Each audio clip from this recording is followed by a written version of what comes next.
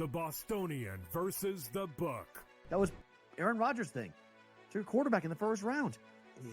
It's a luxury pick. We don't have the luxury. We're trying to win right now. I'm in a window right now, and you're going to say, no, we're going to plan this for the future. With a guy who had 4 seasons ended by injury. 4. Like, Michael Penix is a walking injury. Like, what are you doing taking him in the top 10? The Bostonian versus the book. And now you have to qualify in these majors. You got to go do it, man. Like, and it just comes off really petty to sit up there and be like, I'm not. You know what you signed up for. So I don't like the pettiness. And I 100% think Taylor Gooch should be in the major championships. Mm-hmm. So in the same note, I'm saying this, but also it's like, hey, this is the world in which we live in right now, and you don't deserve anything. Only on SportsGrid. It's smarter to be on SportsGrid. Your 24/7 sports wagering network. The early line. Magical and historic season in Lincoln, Nebraska continues. He is the best player in the NBA, but also in the biggest moments where the national media is watching. Newswire. Something that we have never seen happen before with one of the iconic coaches in the game. Pharrell Coast to Coast. The team covers. It's automatic. It's every time. Not sometimes. It's every time. Game time decisions. Luka is actually far more dangerous from 3 on the road this year than at home. This game here tonight, you may want to consider taking as many points as humanly possible. InGame Live. Prime time. We got not 1, but 2 coaches fired systems in place. Sports Rage This Late sort of Night. has letdown written all over it. It's going to be hard to match the emotion that they played with the other night. It's smarter to be on SportsGrid.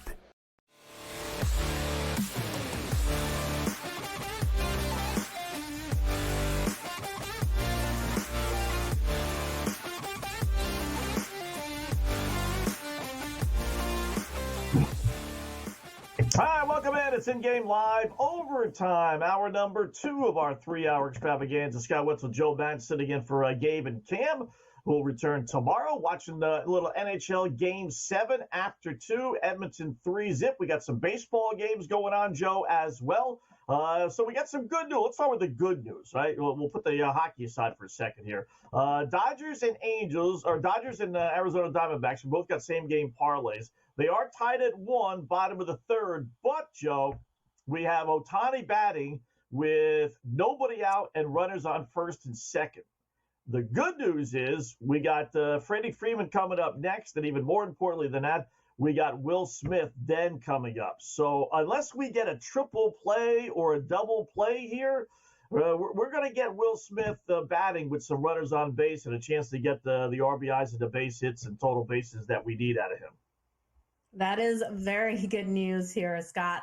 Let's hope here that Ohtani gets on base, these bases get loaded, and then he is up after who's in between? I forgot who you said. Freddie Freeman. Okay. Yeah, Freeman probably gets an RBI, and then let's get Will Smith to get that RBI. It's good, good opportunity here. If we're going to ask for anything, we'll get a walk out of Ohtani, and it is a 3-0 count. We get a strikeout out of Freddie Freeman. Now we have the bases loaded, 1 out with Smith coming to bat. So we have the sacrifice fly still in play. We got a ground out to the second baseman, run score still in play. You need just an RBI. Well, I shouldn't say that. You need an RBI, but you still need 2 more strikeouts out of Yamamoto, but that's looking halfway decent. He's got 4 through 3. I have Will Smith to get an RBI. I need Will Smith to get a base hit, actually. So sac fly or ground out would help you, but I need the base hit. But we're looking, like I said, we're in a position with him batting. I would think with at least 1, if not 2 runners on. In fact, the bases are loaded. They walked Ohtani. Now this is setting up nice. Anything but a grand slam out of Freddie Freeman, and we should be good with Smith batting.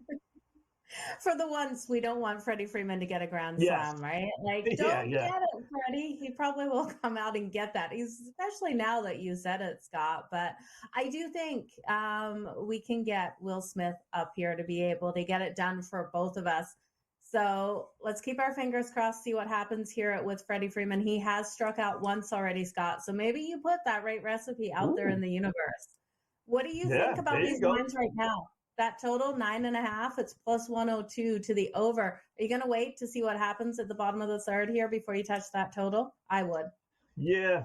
It won't be 9.5 if for some reason they don't score, right? I mean, that's a lot of runs. You need 8 more runs in a 1-1 game at the bottom of the third, but they're counting on the Dodgers to score 2-3 runs here.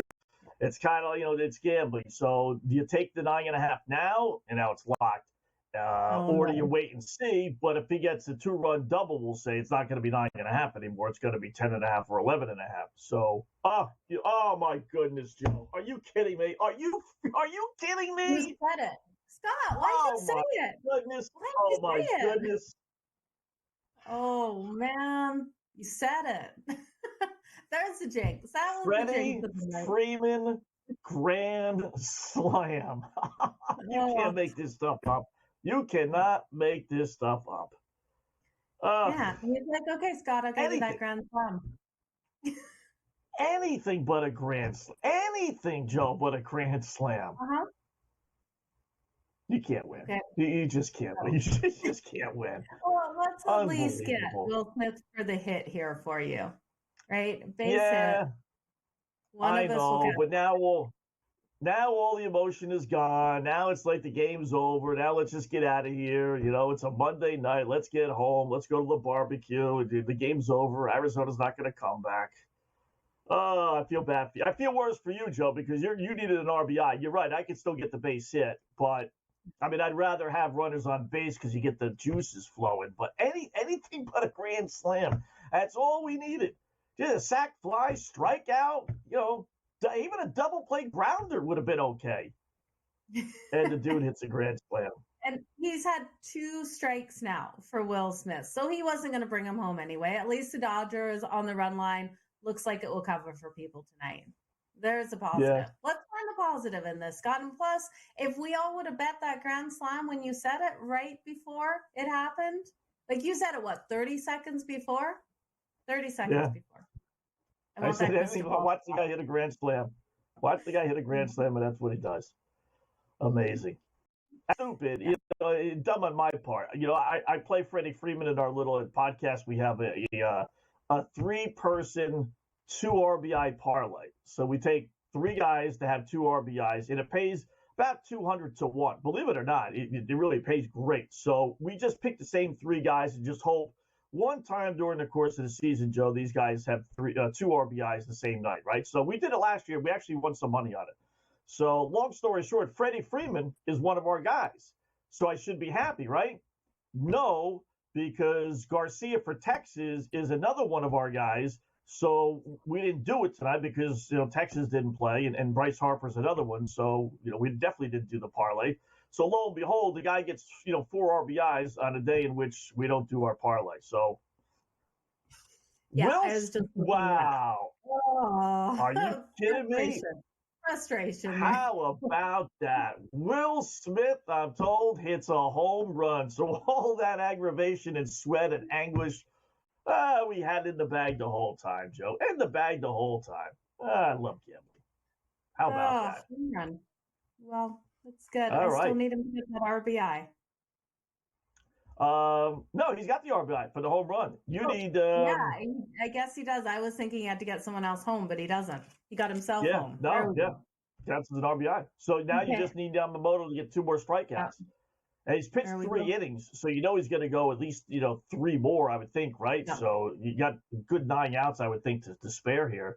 So all right, you're looking pretty good on yours, definitely. So I got Will Smith. I always highlight the bets beforehand. So let's take the highlight off. So I got Will Smith the hits.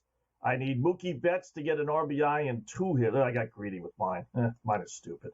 How many bets? He's got 1 hit. He's got a run scored. Why didn't I do run scored, Mookie? I did RBI instead. All right. I still need a couple things here. But you need just 2 more strikeouts. So nice 7. It's crazy that we're just about in the third right now, Scott. There's so much time. Yeah. And Mookie Betts is a great play there. I love him for the RBI too. They're just going to keep going through their bullpen over there for the Diamondbacks, and the Dodgers are going to keep running up the score, right? Yeah. See, this is the thing, John. We talked a little bit about this during the break. So the Arizona's going with bullpen by committee, right? Okay, I know teams do that. But what happens if one of these guys stinks? Like this guy, Sassoni, if that's how you pronounce it, I don't even know. He's given up 6 hits. 6 hits in 1 inning. You go to like 7 relievers. You're bound to run into one reliever who just doesn't have it. That's what I don't understand about this bullpen by committee. You are counting on every one of these guys to have their A game or B game.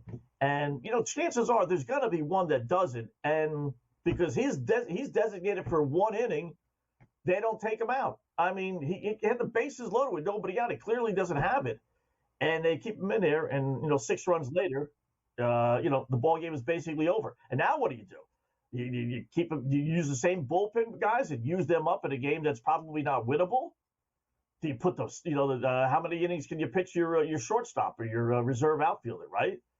So yeah, I hate the bullpen by committee game. I don't like it at all. I just don't think it works out well.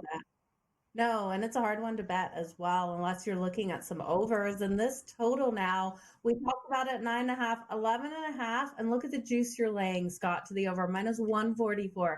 The book's expecting those runs to continue to come in. We need the runs, though. Yeah. I would take it over before I took it under. Yeah, oh yeah, absolutely. Absolutely. Like I said, unless they bring in a middle reliever that is just, they're going to say, here, this is your game. Sorry, take one for the team. Go pitch 4 innings. But that means if the hits and runs come, he's not being taken out of the game. So I do like the over on that as well.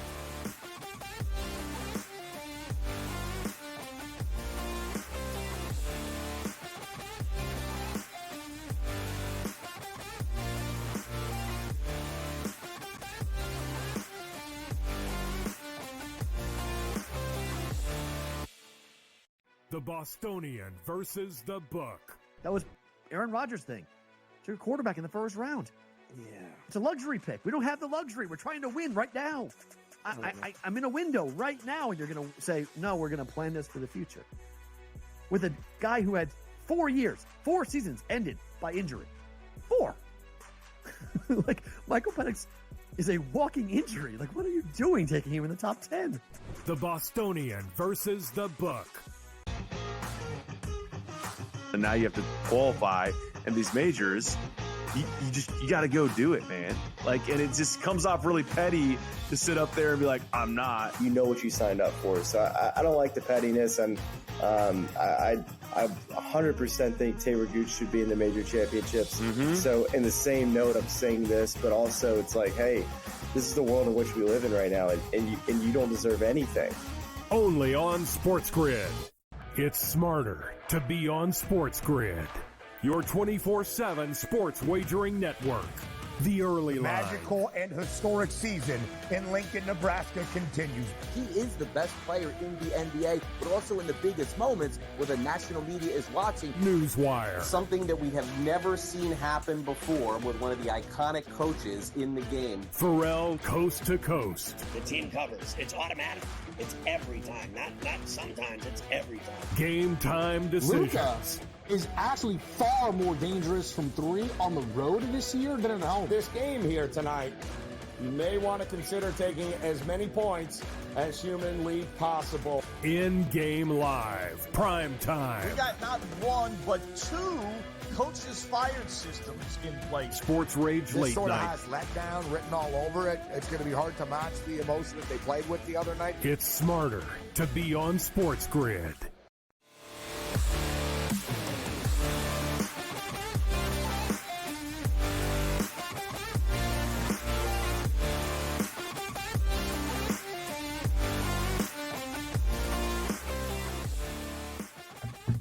Hi, welcome back. It is InGame Live, overtime here on the grid. Scott Wetzel and Joe Madden sitting in until 1 p.m. Eastern time. We'll get into the NBA and, some Rangers and Florida Panthers Cup, Eastern Conference Finals anyway on Wednesday. So we'll get to that once these games are over here, Joe. But 3-0. Ooh, things are locked on my screen on, my FanDuel. That generally means either a goal or a penalty. I said during the break, down 3-0, old school. the refs would give Vancouver one more shot. They always used to do that. They would always come up with some phantom penalty and you just say, you know what, you got one more shot from us, one shot at glory. Maybe this is it with 14 minutes left. Maybe they found the penalty against Edmonton that they're going to call and give Vancouver basically a do-or-die power play situation. Maybe that's the case. Exactly the case, Scott. We've seen Brown go to the box. It's so predictable. NHL is so predictable. NHL is so predictable. It really is amazing. I knew it. I called it during the commercial break, right? You watch. There's going to be an Edmonton power play or an Edmonton penalty, and Vancouver's going to get one last gift from the referees, and that's what they got. Okay. You know what? Vancouver's still controlling those face-offs, Scott. I was just looking at the numbers. They have won 57.1% of the face-offs out there on the ice, and they're still losing this game 3-0. They need to convert on this power play here. So they are in Edmonton zone right now.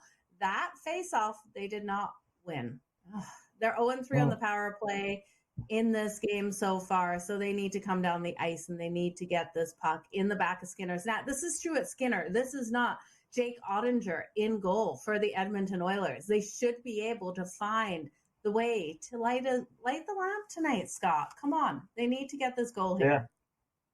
Got to get it done here. Realistically, you got to get it done here. You can't head into the final 10 minutes down 3-0, and it's unrealistic. If it's a 6-3 game, maybe, but in a 3-0 game, if you haven't scored in the first, 50 minutes of the game, what makes you think you're going to score 3 times in the final 10? So you got to do so. And listen, I know they're not going to do this, Joe. I fully realize that, but this is when I consider pulling the goaltender. And you know what? Let's put another skater out there. And if that's over, we have to score. We cannot let this scoring opportunity go by without scoring a goal.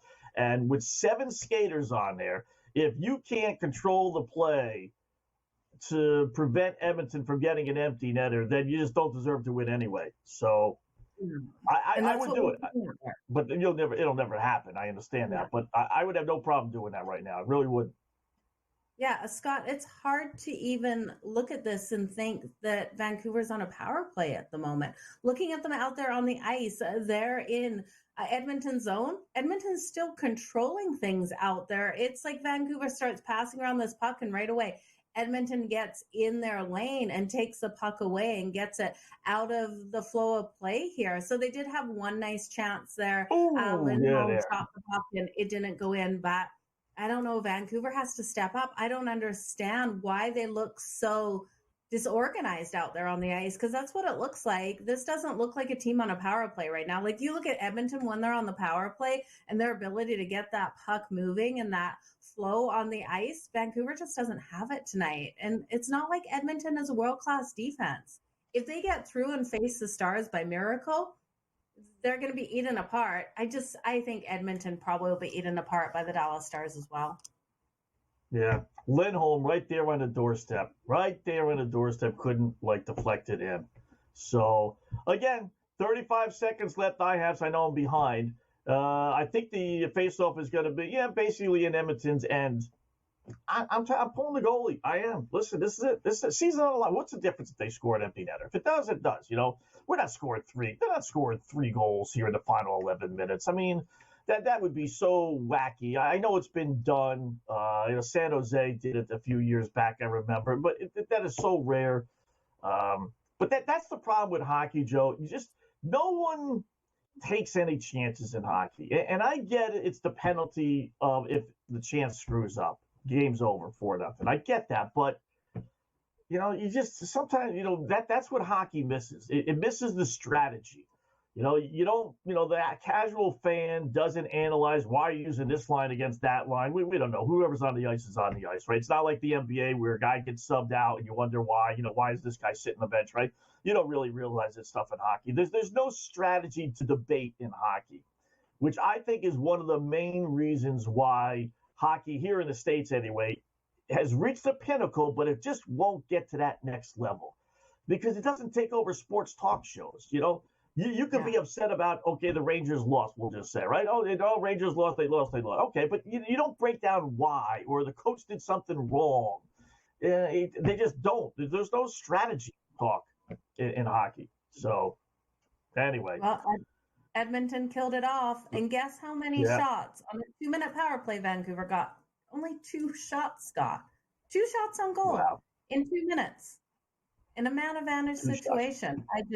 I tell you, they've got 14 shots now. Edmonton has exactly double them, 28 shots on net. This is going to come down to, if Vancouver can get a goal here, they've got to get at least 10 shots to be able to get a goal. Like, they're just not going to be scoring on these weak shots. They're weak.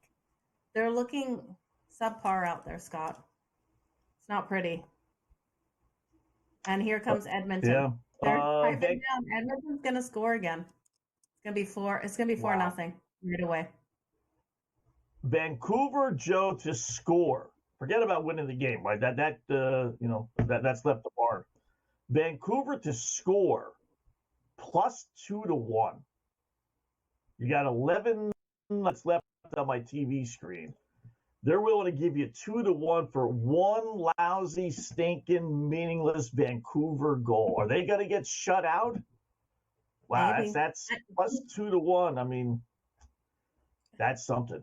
Edmonton is minus 220, and that's an empty netter, right? You put them in a parlay, plus 296. Yeah, I don't know. Vancouver's golfing. Vancouver's golfing. I don't want to give them any more of my money. The books are just taking my money tonight for anything I put in on Vancouver. Right? Because I really did think that it'd get at least one goal. I bet at minus 125 in the third period to get a goal. They couldn't convert. They got to score. I'm betting Vancouver 2-1 to score. Definitely.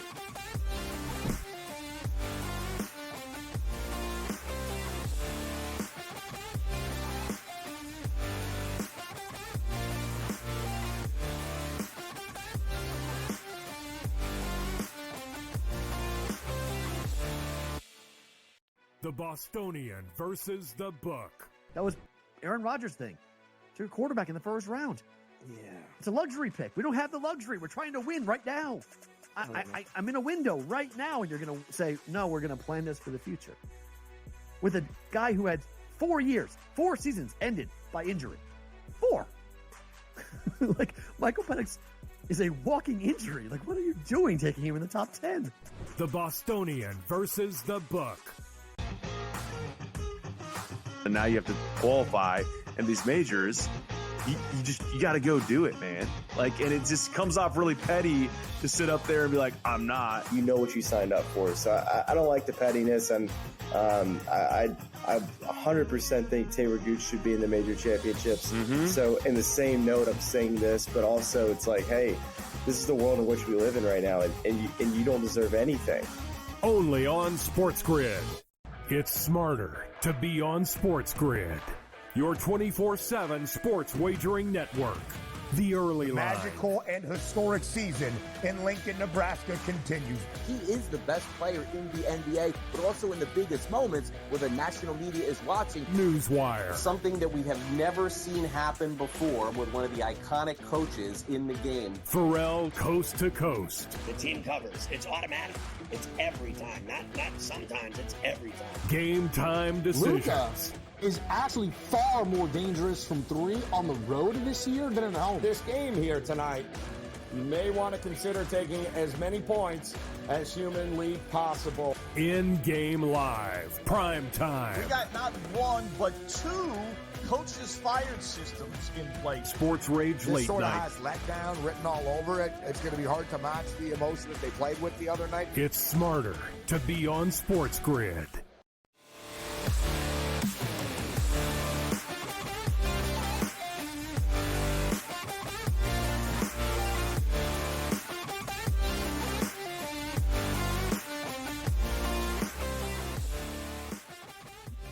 Hi, welcome back. InGame Live, overtime here on the grid. Scott Wetzel and Joe Madden sitting in for Gabe and Cam as we watch a little hockey, a little baseball. We'll get into the NBA before everything is said and done. We got George Kurtz joining us in about 10 minutes. We'll do some hockey and some baseball stuff with him.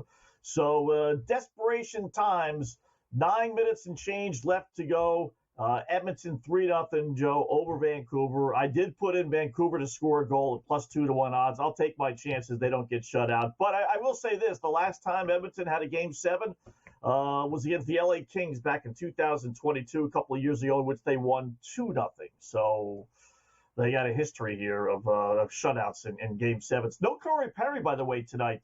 He was scratched for the second straight game for Edmonton. We may have seen the last of him. 10 games this postseason, 0 goals, 0 assists for the Oilers. No points. Had 8 goals since being acquired from Chicago. 8 goals in 38 games. You know, that's not a lot, but that's a pace of 16 goals for a season if he played it all with Edmonton. But nothing this postseason. 39 years old, Joe, that we, like I said, we honestly may have seen the last of Corey Perry. Yeah, I think it's definitely the last of him in Edmonton. He's not being the player they expected here in the playoffs. They expected him to give them so much depth out there on those lines, and he just hasn't been able to step up to the plate, not in this series and not in the last. So I'm not surprised that he was scratched here. I do think he probably goes somewhere else next season. Where could you see him going, Scott, if he does? Now, I think you could be right, but I don't know. Corey Perry might not be done. Yeah, 39 years old. Not sure when his birthday is. So he's either going to be 39, maybe even 40 next year. You know, if he, it'd have to be on like a veteran team that thinks they need that grit and the veteran leadership with a bunch of young guys. You know, he did that already with Tampa Bay. Chicago tried him out. That didn't work out clearly. You know, so he's kind of run the gamut of be on a really good team, Tampa Bay, then be on a young team, Chicago, then back to a really good team here in Edmonton, thinking, okay, you're going to be the guy that's going to push them over the top. And, Edmonton may win it, but it's not going to be because of Corey Perry, that's for sure. So I don't know. You know, I mean, how many guys, want a 40-year-old guy who's got some baggage? So, the question is he a Hall of Fame player? I looked up his numbers. He's close to 450 goals. He's not going to get there. I don't think he's got 424, 26. So he's not going to get there. But so he's probably not. But a good, solid NHL player. Probably not a Hall of Famer, but real solid player during his long career. Yeah, he's definitely being solid out there, but trouble seems to follow Corey Perry. So yes, it does. That move out of Chicago. So he's a little bit of a troublemaker out there, but I think someone will pick him up. I could see him in a place like Utah with the old Arizona team, a young team out there and giving that leadership out there on the ice. So I could see that. What do you think of the team moving to Utah? We've never really talked about that. Do you have any thoughts on the name? I know a bunch are flying around. The Yetis, I've heard people say as well. Yeah, I saw the list. We talked about it on my podcast. There's a list of like 20 possibilities that the organization sent out to fans to kind of put their vote in. I don't know if they're necessarily married to that or not, but there weren't too many that jumped off the page. I mean, the Yeti, that would be the one, but that's Russian. So what do you want to be named after a Russian, Bigfoot? But you can't use Bigfoot because what? Go, Vancouver? Go! We gotta go. We gotta celebrate the There we go. We did that. Everything. 50 shot on net. Worked. There you go. We're back in play. And Vancouver's back in play. All right? I mean, you got 8 minutes left. So 8.5 minutes left. So the over, half a goal in essence for Vancouver hits. The over now 5.5 certainly is back in play. You have 4 goals. You'll need 2. Yes, you got it. Yes, you got it, Scott. Scored. How about Scott, that? You're on fire tonight. Fired. Yeah. Love it. How about that? I did, I sometimes you got to look past the shot on goal, right? You got to look at SM in a little category that the box score puts out. They got goals, assists, plus minus rating, and then S is shots. And then people kind of like, okay, whatever. But the next category is shots missed, Joe. And sometimes that's more indicative of a player being active because he may not get shots on goal because he's aiming for the upper right corner. But it's a shot. It's SM, shot missed. So he had a whole slew of them there in the first 2 periods.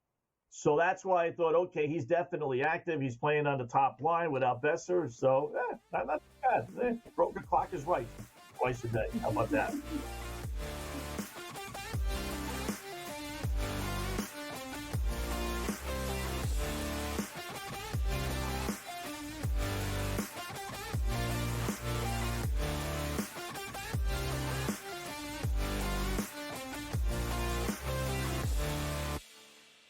The Bostonian versus the Book. That was Aaron Rodgers' thing.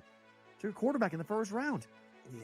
It's a luxury pick. We don't have the luxury. We're trying to win right now. I'm in a window right now, and you're going to say, no, we're going to plan this for the future. With a guy who had 4 years, 4 seasons ended by injury. 4. Like, Michael Penix is a walking injury. Like, what are you doing taking him in the top 10? The Bostonian versus the Book. And now you have to qualify in these majors. You got to go do it, man. Like, and it just comes off really petty to sit up there and be like, I'm not. You know what you signed up for. So I don't like the pettiness. And I 100% think Taylor Gooch should be in the major championships. So in the same note, I'm saying this, but also it's like, hey, this is the world in which we live in right now, and you don't deserve anything. Only on SportsGrid. It's smarter to be on SportsGrid. Your 24/7 sports wagering network. The early line. Magical and historic season in Lincoln, Nebraska continues. He is the best player in the NBA, but also in the biggest moments where the national media is watching. Newswire. Something that we have never seen happen before with one of the iconic coaches in the game. Pharrell, coast to coast. The team covers. It's automatic. It's every time. Not sometimes. It's every time. Game time decisions. Luka is actually far more dangerous from 3 on the road this year than at home. This game here tonight, you may want to consider taking as many points as humanly possible. InGame Live, prime time. We got not 1, but 2 coaches fired systems in place. Sports Rage This Late sort of Night. has letdown written all over it. It's going to be hard to match the emotion that they played with the other night. It's smarter to be on SportsGrid.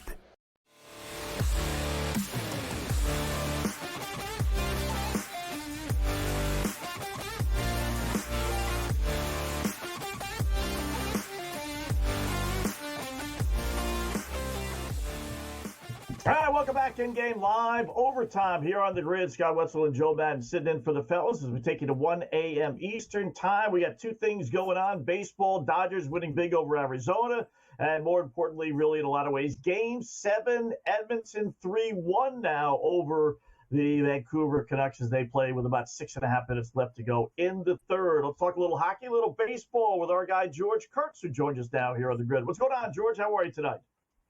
That's right. Usually at this time, I'm on with that bald-headed nutcase, right? Yeah. I am Cameron Rassi. That's our sports rage. The Manic Monday has begun. And all that. But I guess he's not very happy right now. I'm probably doing a lot better than he is. How about that? All right. There you go. Who do you got? I am assuming then you got Edmonton tonight. Yeah, I was on Edmonton pre-series. Actually had it. Well, I think I had it right. All right, I have Edmonton in 7th to beat Vancouver. Really not impressive in really either team. We talked about it earlier with Matt and Dave. I mean, I didn't feel comfortable betting either team for Game 7. I was already on Edmonton, so I'm already rooting for them, so I took them anyway. I took the over as well. I took Hyman anytime goal and a Draisaitl anytime goal. So if you really want to make my night, I need 2 more goals and one of them to be from Draisaitl. Nice. So that live total is 4.5. Oh my God, the books have it juiced at minus 500. Why aren't they giving us a 5.5 in this? That's crazy. Yeah, who's taking that at minus 500? You'd have to be absolutely nuts, right? It could go scoreless here. That being said, we know Edmonton, Vancouver is going to pull the goalie and probably pull it early. 5 minutes. So are you telling me no one's going to score in 5 minutes? That the Oilers aren't going to score in the empty net, or Vancouver's not going to score at 6-on-5? So, I mean, they're going to score, but you're right, Joe. It should be 5.5, and we go from there, right? Not 4.5 here. I'm assuming it will adjust in the next couple of minutes. It has to. So a little crazy that they've made it minus 500. Okay. They just had actually 4.5 on my book here in New York. I don't know if you guys saw it or not. 4.5, and it's 3-1, minus 2,200, 22-1 I've never seen that for a total to have that much vig. I mean, that now it's gone, and they probably, they took it off now. Mine's off the boards, yeah. I never seen that. I don't know if anyone was. Yeah, did you see the under plus 700 on the under? I couldn't touch the under with the opportunity of the empty netters here. What do you think, though, George, here of the Vancouver Canucks plus 2.5 at plus 158? You think there's a chance they keep this one within 2 goals? I mean, I think once again, the goalie's got to be pulled shortly. We're not listening to the game, so I can't say. Now, he's still in there right now. A little surprised that he's still in there. 5 minutes left, you're down by 2, face off at center ice. What, are you afraid of losing by 3? I mean, maybe once Vancouver gets control here, he falls out here. And Vancouver couldn't score. They couldn't score on a 4-minute power play early in this game. I thought that was really the turning point in this game. I think I'd rather take Edmonton. Edmonton will score the empty netter, and maybe this final will be 4-1. And like I said, 5-1 wouldn't shock me either, because once you pull the goalie, there's no reason to put him back in. What do you care about losing? You're going home after this game. 4-1, 5-1, 9-1. Makes no difference. Yeah.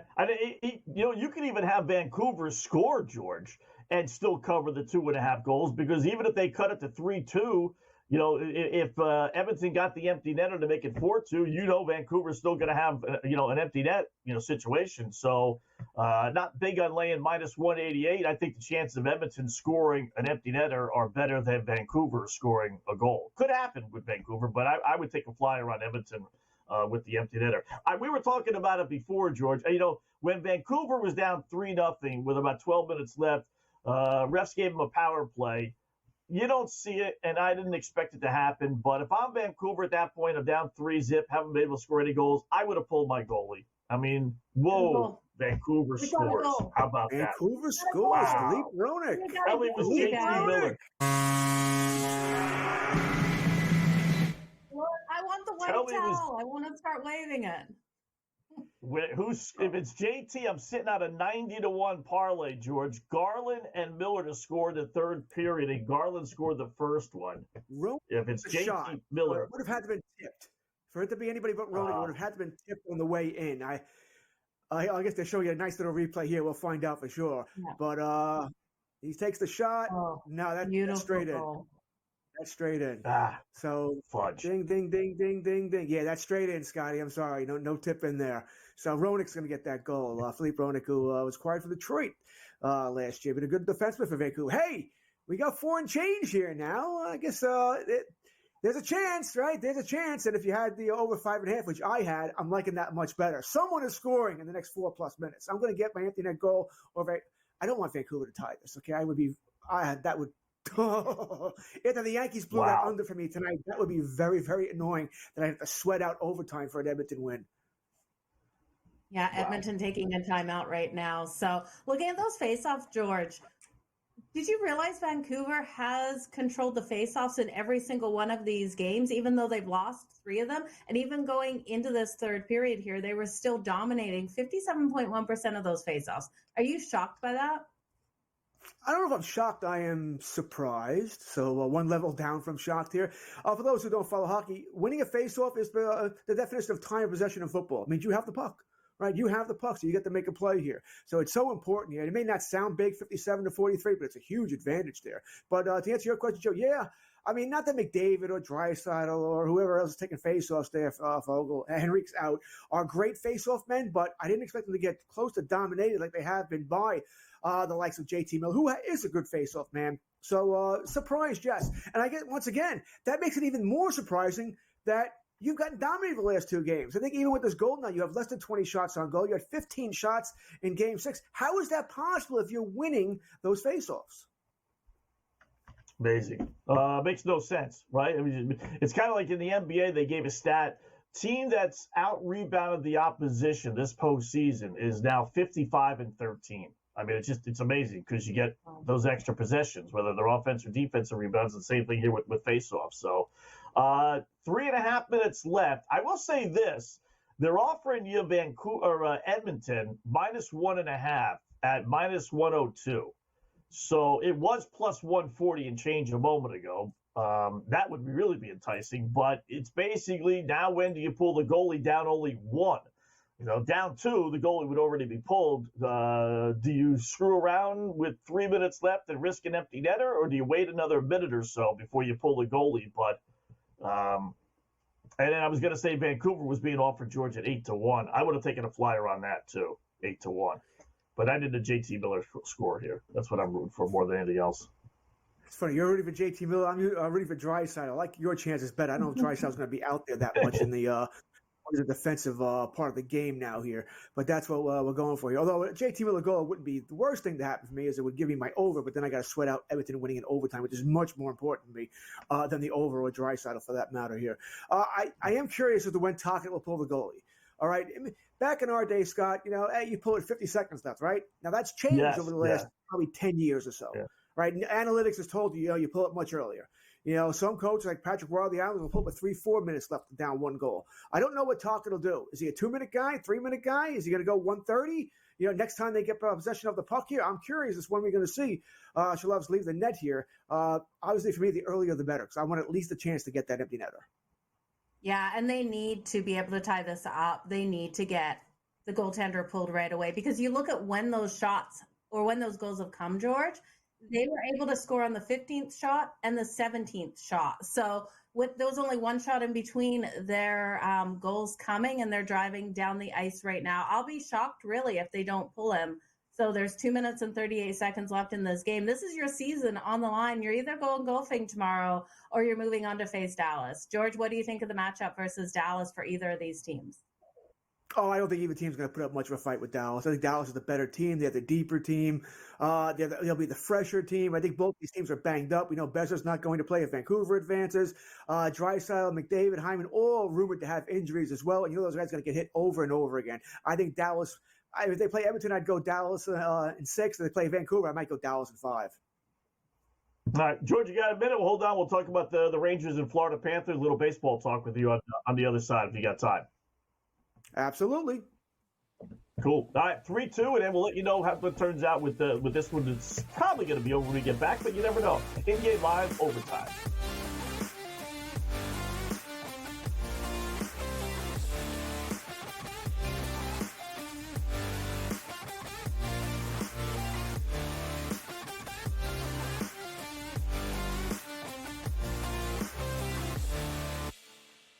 The Bostonian versus the Book. That was Aaron Rodgers' thing. It's your quarterback in the first round. Yeah. It's a luxury pick. We don't have the luxury. We're trying to win right now. I'm in a window right now, and you're going to say, no, we're going to plan this for the future. With a guy who had 4 seasons ended by injury. 4. Like, Michael Penix is a walking injury. Like, what are you doing taking him in the top 10? The Bostonian versus the Book. And now you have to qualify, and these majors, you got to go do it, man.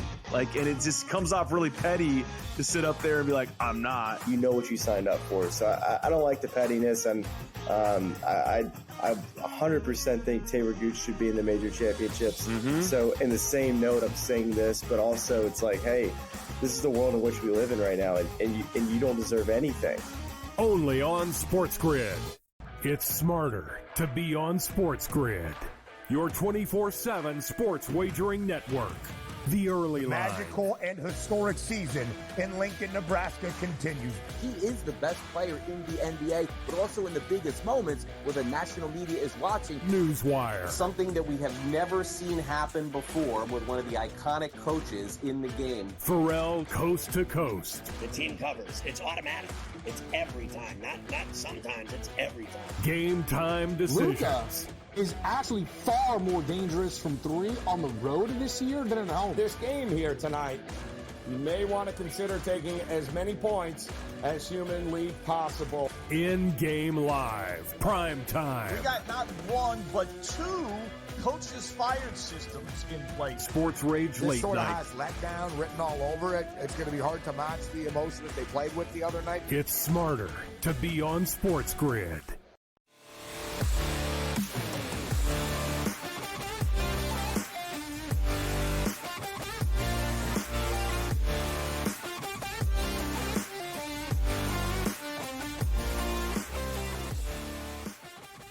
That's all over in Vancouver. Scott Wetzel, Joe Madden, InGame Live overtime, joined by George Kurtz as we watch the end of the Vancouver Canucks season. They lose and we do not get the empty net goal. 3-2 is your final. And the guy for Edmonton, George and Joe, he had it seemingly with about a minute left at the right around the mid-ice, and there was no one in front of him, someone to the side of him, and instead of shooting the puck for the empty netter, he just dumped it in.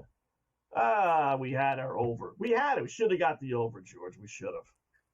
Yeah, frustrated. He was past the icing line, so he didn't have to worry about that. My guess is he thought he could put it by the guy's skate and rag it in the corner for a couple of minutes. Although, once again, analytics tells you, shoot the puck at the net.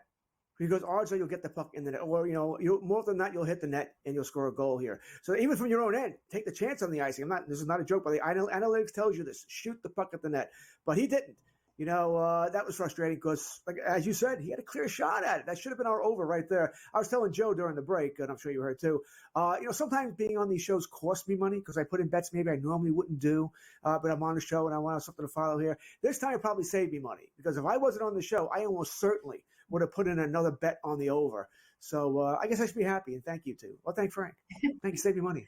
Well, and plus you get to spend time with us, which is always fun, George. We'll see the Edmonton Oilers move on to take on the Dallas Stars. That will kick off on Thursday at 8:30 Eastern. Odds are not out yet for that first game, George, but what are you expecting in that first game? We know Dallas is going to come in rested. Do you think Dallas will have rest or rust? It's always the question we always ask, right? But everybody would tell you they would always rather have the rest, right? You always want the rest. Dallas is an older team, right? Seguin, Ben, these guys, Pavelski, these guys need the rest here. Heiskanen's playing like 88 minutes a game. Can you tell me he doesn't need the rest here for that week they pretty much had off here? So I have to think it's a good thing for Dallas. Now, that being said, might they get off to a slow start? Absolutely. It wouldn't shock us. We've seen that before here. But I'm going to like the Stars on Thursday. I'm probably going to like them more in the series than I will on Thursday, Joe, because I will be worried about the slow start, and maybe everything gets off to a quick 2-0 lead. So that will be in the back of my head. But series-wise, Dallas is just the better team. As I've said many times, before the playoffs started, my predictions were Dallas versus Florida. And I ain't going away from it now. All right. So I'm assuming then you like Florida over the New York Rangers. First playoff meeting in 1997. Rangers, everyone talk about 1994, the correlation, this, that, what have you. I get all that stuff, but why Florida over the Rangers? I'm not so sure anymore. I said before before the playoffs started. Now, It's not so much the Rangers. The Rangers are a team we thought they were. They're a specialty team, right? You give them power plays, they're going to beat you. All right, so you got to stay out of the box. Something Florida was very good at versus Boston. Florida almost had twice as many power plays in that series versus the Bruins than Boston did. They stayed out of the box, stayed out of the shenanigans. Can they do that again? Or will the refs once again not be calling it as hard? If the refs let them play like Florida. That being said, it's also Shesterkin versus Bobrovsky. I don't trust Bobrovsky, not at all here. I do trust Shesterkin, even though I don't think he's played fantastic in these playoffs, but he's played better than the goalies he's faced here. If Bobrovsky plays solid, I think Florida wins. I think they're a team that's built for this. They're going to hit Panarin. They're going to hit Kreider. They're going to hit anybody that moves, Zibanejad. So I think Florida's the better team. I think they're a hockey team. I think they're built for a long series and wanting to hit you, wanting to grind down here, but it's going to be a tough series. I feel much better about Dallas over Edmonton than I do Florida over the Rangers, but I'll stick with it. Florida over the Rangers in 7. I'm with you, George. I really do think Dallas is the easy one in that series over Edmonton. And I do think the Florida Panthers and the New York Rangers, it's hard to see where that one is going to go. I'm expecting a lot of overtimes in that series. And I'm also expecting a lot of lower scoring games because we know the Florida Panthers defensively have been so phenomenal. And like you said, they're able to stay out of the box. And if they stay out of the box, they won't give the Rangers those power play opportunities. We've got a total for that first game of 5.5. Now, we did see Boston pick apart Florida after Florida had the rest after taking out the Tampa Bay Lightning. Do you think in game one we could see a higher scoring one with Florida having that rust again? Or do you think the under would be the play, under 5.5 at -122? See, I think this could be depending on which team you're going for. Because I think these could both be companion bets, correlation bets, however you want to call it here. If you like the Rangers, I could see the Rangers winning a higher scoring game, right? Because they could score 4 or 5 goals. Bobrovsky had a bad game. I could see Florida winning games, but I think they're more 3-2, 3-1. like that because they played more of a tight checking game here. So I think if I'm going for Florida, and I am, I'll probably be more towards the under. If I like the Rangers in the game, then I'd be likely to lean more towards the over. So it'll be Florida under, Rangers over, depending on which way I'm going to bet that game here. On the first game one of the series on Wednesday, which I won't be able to watch live as my daughter has a thing at school. Thank you, Dakota. It's tough, but game one at the Garden here, going to be hard not to like the New York Rangers. What is it, George, about the Rangers? Is it a great power play or is it a bad 5-on-5 team? Because they were actually outscored by Carolina at 5-on-5. And I don't know how the numbers in front of me, but I remember reading basically regular season, it was the same situation. I mean, is it as simple as Florida, don't put the Rangers on a power play and you're going to win the series? Yes, I think it's exactly that simple. Florida's a good team. They're pretty much just like Carolina with the shaky goalie. Almost the same thing, although Bobrovsky has played better this season. Stay out of the box, you'll beat the Rangers. The Rangers rely on that power play. They are very good to great at it. You know, you got Zibanejad, Kreider's a power play specialist, right? Panarin's had a fantastic year. They are very – Adam Fox, controlling out the blue line. If you stay out of the box, or if the refs aren't calling it, if the refs are letting them play, that's also in Florida's hand. I said Florida doesn't care about if they go on the power play. They don't want the Rangers to go on the power play. They want to play a 5-on-5 game, and they'll take their chance that they'll beat the Rangers here. I think that's the entire key. You can make the argument Shesterkin versus Bobrovsky as well, but we can make that argument for every playoff series, right? It's always goalie versus goalie here. But I think the key to this is Florida, stay out of the box. What do you think of Wyatt Johnson for the Dallas Stars to get those goals in the next round? He's hot, right? But then again, we haven't played in a week. Is anybody hot anymore? You're starting from scratch again. And I don't know, is Edmonton also that much better on defense, Joe? They played great the last two games against Vancouver, or did Vancouver run out of gas here? We'll see who the next star is, but Wyatt Johnson has been fantastic this playoff series. George, great job as always, my friend. Appreciate a couple minutes with you at this late hour, and we'll do it again soon. My pleasure. All right, more coming up. In-game live, overtime on the grid.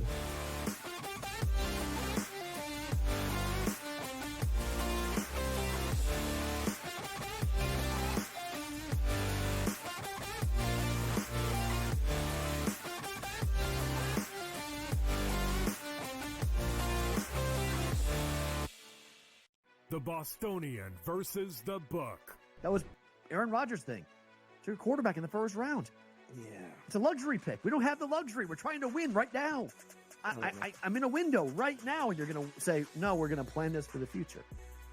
With a guy who had 4 seasons ended by injury. 4. Like, Michael Penix is a walking injury. Like, what are you doing taking him in the top 10? The Bostonian versus the Book. And now you have to qualify, and these majors, you got to go do it, man.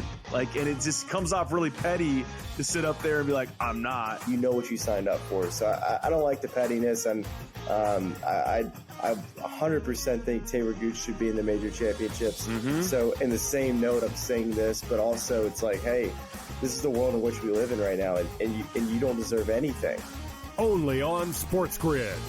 It's smarter to be on SportsGrid. Your 24/7 sports wagering network. The early line. Magical and historic season in Lincoln, Nebraska continues. He is the best player in the NBA, but also in the biggest moments where the national media is watching. Newswire. Something that we have never seen happen before with one of the iconic coaches in the game. Pharrell coast to coast. The team covers. It's automatic. It's every time. Not sometimes. It's every time. Game time decisions. Luka is actually far more dangerous from 3 on the road this year than at home. This game here tonight, you may want to consider taking as many points as humanly possible. In-game live. Prime time. We got not one, but 2 coaches fired systems in place. Sports Rage This late sort of night. has letdown written all over it. It's going to be hard to match the emotion that they played with the other night. It's smarter to be on SportsGrid.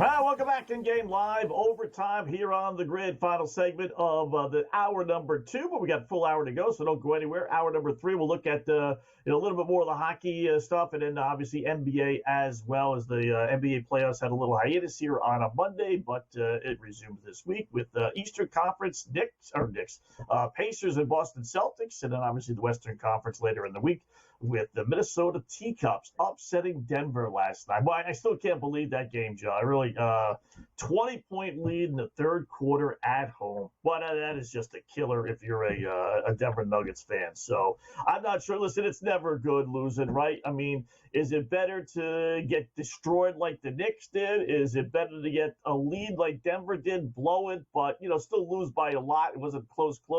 Or like Vancouver just did when, you're down 3-0, game is basically over. All of a sudden, you come alive. You score 2 goals in the final couple of minutes. You got a shot to tie it up, but you don't, and you lose to 3-2. Pick your poison, I guess, right? Yeah, pick your poison. And it's like home court and home ice just is an advantage this playoff season. Scott, You look at all of these games across these series, and we saw it yesterday on the hardwood. The home team not able to get it done in Game 7. Vancouver not able to get it done tonight versus Edmonton. And Scott, just as we are coming back from break there, I was checking some of my bet slips. I had this series to go to 7 and to go to overtime. It was a parlay bet together. Game 7 to go to OT. Wow. That would have been plus 1,800 for this series. I'm so frustrated now Vancouver couldn't tie it up. If they would have tied it up in that last minute, it was plus 1,800. I'm a little sad right now at the moment. That was a beautiful bet that I put in before. It was so close to cashing, but so far out. When you look at that game, how it played out, if Vancouver would have tied that up and won it, I would have been blown away. I didn't think they had a chance. Yeah, I had the same thing. I get greedy, right? I joke about it, but I get greedy, Joe. I told you, I played the little hunch on Connor Garland, right? 8-1 he was to score a goal. But did I just play him? Nah, of course not. I had to put in JT Miller. It shot it up from 8-1 to basically 90-1, and I only got the Garland goal. I didn't get the JT goal, and they didn't offer. I was looking, because I probably would have bailed if they would have offered me, any decent amount, maybe just the original 8-1. I would have said, okay, give me that, but they never did. Some of these goofy bets, they don't. I've noticed a lot of times they don't offer you a payout. They just make you kind of sweat it and ride it out. So I didn't get that, so I would have had 90-1 as well. Boy, that would have been great. A JT Miller game-tying goal for Vancouver to send the game to overtime. We both would have been delirious, right? And that would have been funny. It would have been fantastic. And I totally forgot that I had the series to go to Game 7 and the overtime parlayed together. Right. So I would have been so excited once I checked my book and went to put in another bet, why I had extra money in there, but because I totally forgot. You put in so many series bets, and I'm so excited to start looking at the series for Dallas and Edmonton, because I do think Dallas is going to come out with complete fire here, but maybe not the first game. Just like George said, we might get Edmonton controlling that first game. Jake Ottinger was so hot to finish that series. That time off for a goaltender, Scott, I don't know about you, but I do think it's not the best thing for them coming back in net, especially against a high-powered offense like the Edmonton Oilers. So I do think Jake Ottinger gets hit by Edmonton, at least in the first game. And then I think the Dallas Stars come out in full strength. What do you think? It's weird. They have Dallas, they finally have the series bet up there. Dallas is minus 120. I'm not surprised, but I am the numbers don't make sense. Why would Dallas be that small of a favorite over Edmonton? Boy, they just love this Edmonton Oilers team, the boys in Vegas. There must be a ton of money on Edmonton because they are just seemingly begging for Dallas money. I mean, Dallas has home ice advantage, right? I mean, but I will say for some reason they have Dallas listed on top, like Florida Rangers. Rangers have home ice. They have Florida listed on top. So am I reading that right? Dallas has home ice advantage, right? They were the number 1 seed. So why are they being listed as the road team? I'm seeing FanDuel flipping these on occasion, Scott. So I think this is a mistake because Dallas does have that home ice advantage. So I think they get it done as well. Right? And like you said, All right, so still they're only minus 120. Yeah. Minus 120, I like it. That's interesting. Yeah, right. I mean, how can't you? Edmonton struggled against a wounded Vancouver third-string goaltender, and yet somehow or another they're going to beat Jake Ottinger. I don't. We've seen some strange lines, this postseason. Whether it was Carolina favorites over the Rangers, and now Edmonton, basically pick them against Dallas. Interesting.